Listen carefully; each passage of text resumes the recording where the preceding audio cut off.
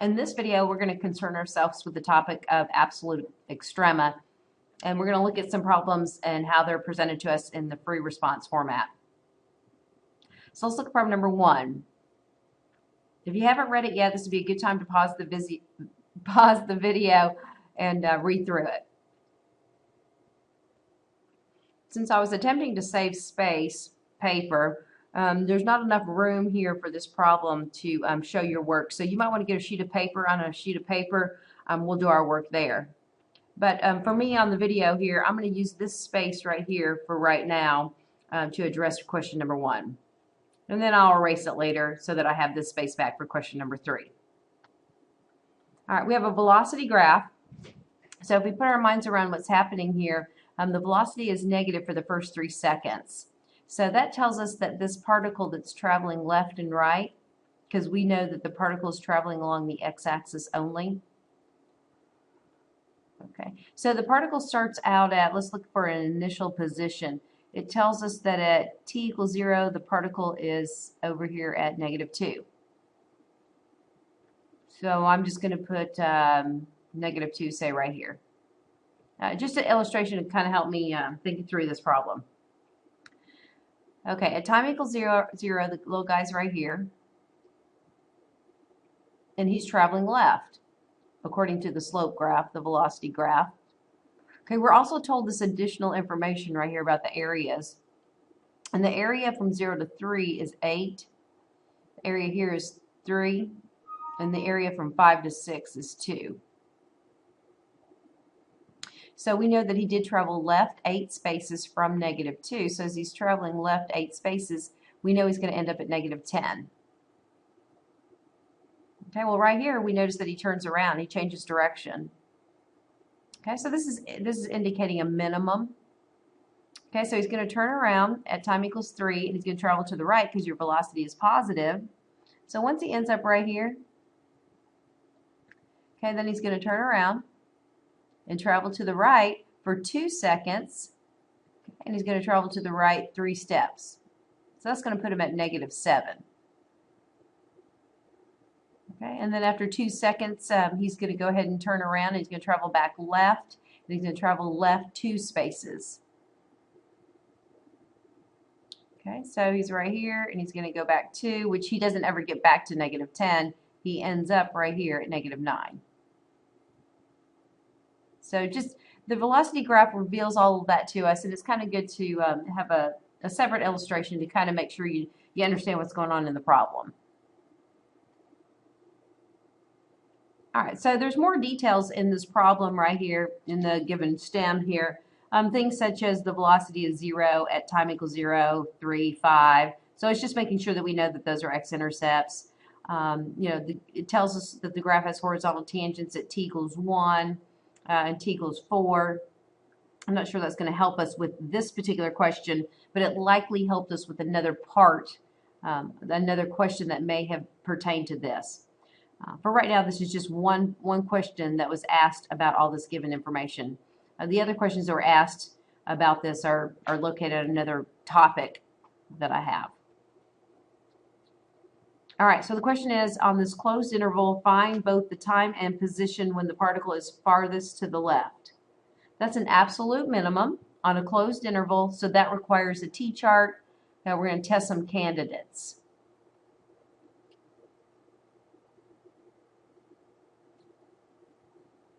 I've got time, and what I need to know is farthest to the left. Well, that's going to be the position, so I want to use this equation to represent the position. Okay, his position at time t. So I'm going to put my endpoints, 0 and 6. And then I'm also going to look at the slope graph and go, okay, well, where else could he be furthest to the left? Okay, well, that would be from a minimum perspective. So this slope graph reveals that we have a minimum when it changes from negative to positive. So the only time that's going to occur is at 3. All right, so I want to find the position at 0. Easy enough. That was given. That was the initial condition. Right, I want to find the position at 6, and I want to find the position at 3 seconds. And I'm just going to go in order. Since 3 comes before 6, I'm just going to go ahead and see if I can find the position at 3. Well, this is the fundamental theorem. The position at 3 is the initial position, or the given position, x of 0, plus any changes from 0 to 3 that occur. And the way we get that is we integrate velocity to get the change in position. So if we think about this right here, this is going to be -2 plus, remember where he started. Okay, well in 3 seconds time, okay, remember he traveled left 8. So the value of this integral from 0 to 3 isn't 8, it's -8. And so his position at 3 seconds is -10. And we saw that.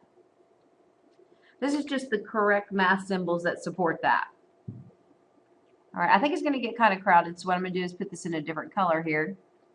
But to find the initial position, or I'm sorry, to find the position at 6 seconds, well, I can go back and use x of 0, or I can use x of 3. It doesn't matter. Since I know x of 3 is -10, okay, I'm going to add any changes to the position that occurs from the time 3 to 6 of the velocity graph. All right, and here x of 3 is -10. All right, and then so what we're going to do is we're going to accumulate the area from 3 to 6. Well, here's 3, here's 6. Okay, I have, of course, both of these are positive when they talk about area, but if we look at the value of the integral, 2 of these are going to offset 2 of these up here, leaving me to have 1. So plus 1. The value of the integral is 1 when 2 offsets 3. So I get -9. So we knew when he ended his journey at 6 seconds, he was at -9. He never reached back to -10. So to answer the question, find the time at which, the time and position when the particle is farthest to the left, we have our answer, and it's right here. To get credit for this absolute extrema problem, you just have to do the candidate test, the endpoints, and any critical numbers, and then find the answer to determine if it's a max or a min. Well, -10 is the smallest, so that has to be farthest to the left, so we're done. All your work will get you credit, but it would be nice to put a sentence here saying the particle is furthest to the left at time equals 3 when its position is x equals -10.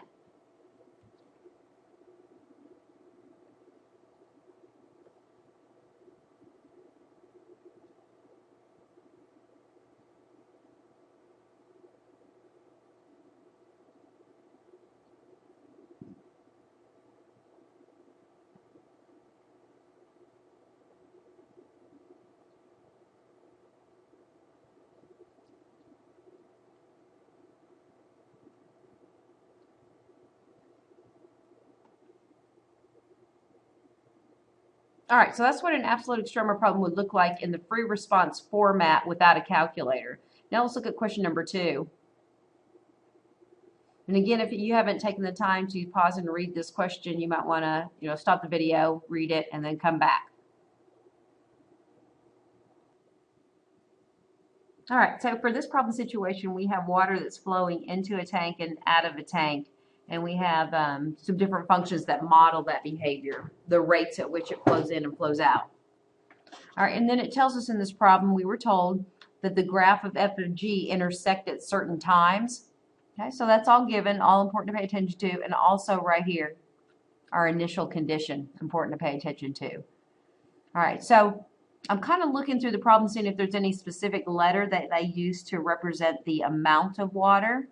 I see they gave me rate equations as F and G, gallons per hour, that gives it away. But I don't see any indication of any variable that represents the amount. So it's totally up to you. You're at liberty to decide what letter you want to represent that. So I think I'm just going to use W. So the water at 0 is 5,000. So that might come in handy in a little bit. All right, the question pertaining to this problem is for time values between 0 and 7, at what time is the amount of water in the tank the greatest? So that's an absolute extrema, an absolute maximum, so we're looking for the most water. All right, and then to the nearest gallon, compute the amount of water at this time, justify your answer. And it was a calculator question. Again, there's not enough room, so on your piece of paper, just go ahead and include the work for number 2. I'm just going to go ahead and show the work over here just for the sake of having it on the same screen. I'm going to do the work right over here underneath problem 4. All right, I'm going to find an absolute maximum amount of water in the tank, and they're asking me to do it or find the time at which that is. Oh, and then also compute it. So we need our T-chart.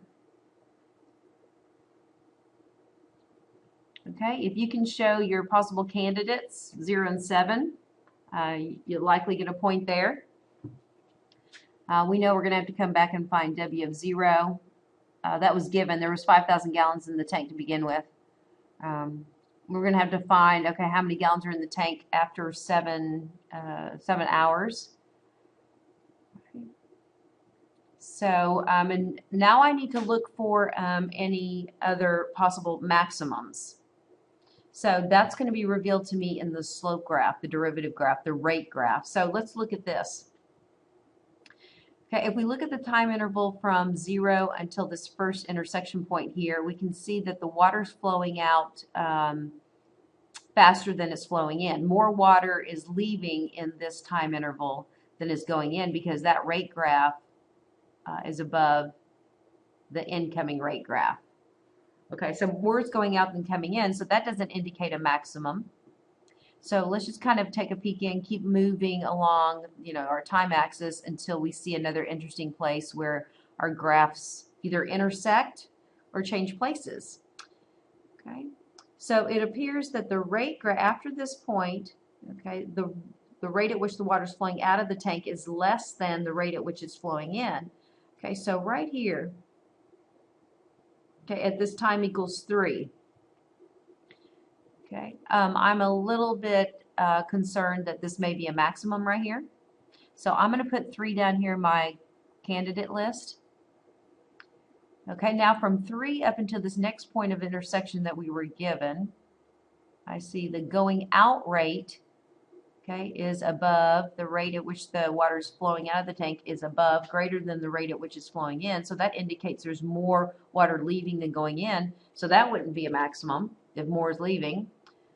All right, so then continuing along here, the time axis, we can see the next time that our, well, after this point right here, the rate graph for the incoming water is above the rate graph for the water going out. So, and that continues until we get to the end point of 7, and we already have 7 down here.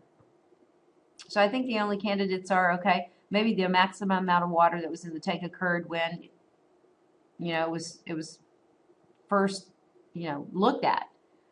Maybe the maximum occurs at the end of the interval, or maybe it occurs at 3, okay, when this rate graph right here is above the exiting rate graph. So we have our possible candidates now. Now it's just time for us to work and figure out, okay, the amount of gallons in the tank.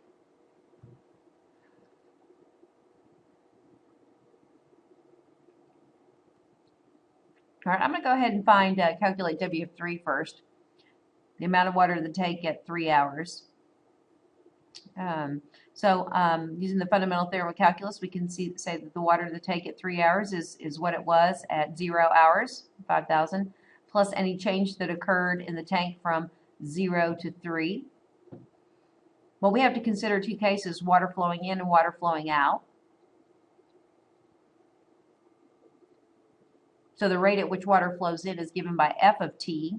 Because I don't have a lot of room here, I'm just going to put the integral of 0 to 3 of f of t minus the g of t equation, the rate at which water is leaving, dt.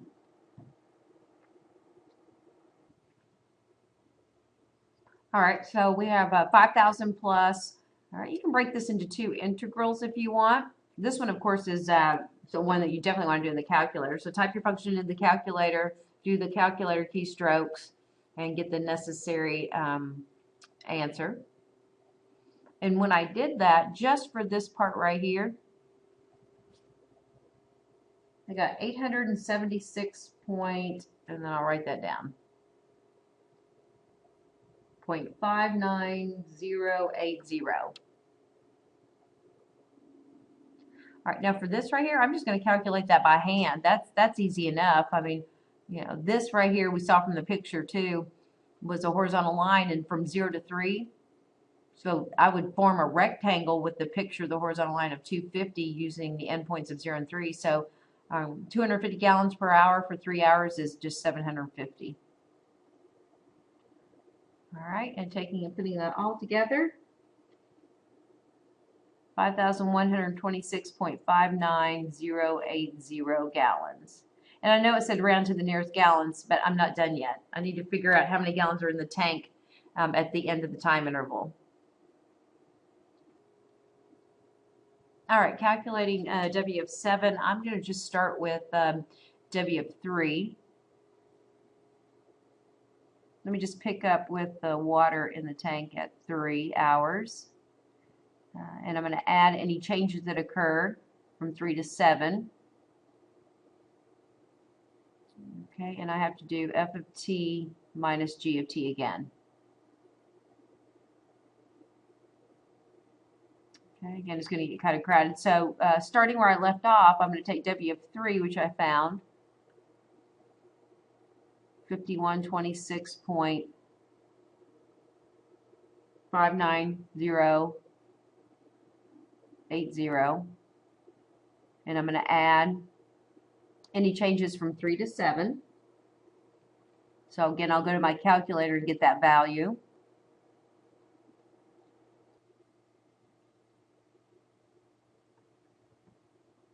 All right, and that turned out to be 7387.21574. If I were you and I'm at home, I'm picking up my calculator to confirm these. Okay, now I need to subtract, because that all I did was integrated from 3 to 7, how many gallons went in. Now I need to subtract how many gallons went out in the time frame from 3 to 7. Well, that's easy enough. For every hour between 3 and 7, according to the graph, it left at a constant rate of 2,000. So I'm going to multiply 2,000 times 4 and subtract 8,000. And when all that is over and done, we can see that that's not going to be an absolute max. It's actually less than what the tank started out with. The number of gallons in the tank at the very end of the time interval is 4,513.80650. Okay, so from all of this, now we know that the absolute maximum occurred at time equals 3. Okay, and if you just kind of study the graph, the rate graph, you can kind of see that, you know, and not so much my picture, but the one that's printed, which is more accurate, it kind of reflects that we should have a maximum at time equals 3, according to the placement of the rate graphs in, you know, in relationship to each other, to each of the two. All right, and all your work will get you credit, but it's nice to kind of take the information from the table and tell them what you think is the maximum. So I would do that in a sentence, a statement.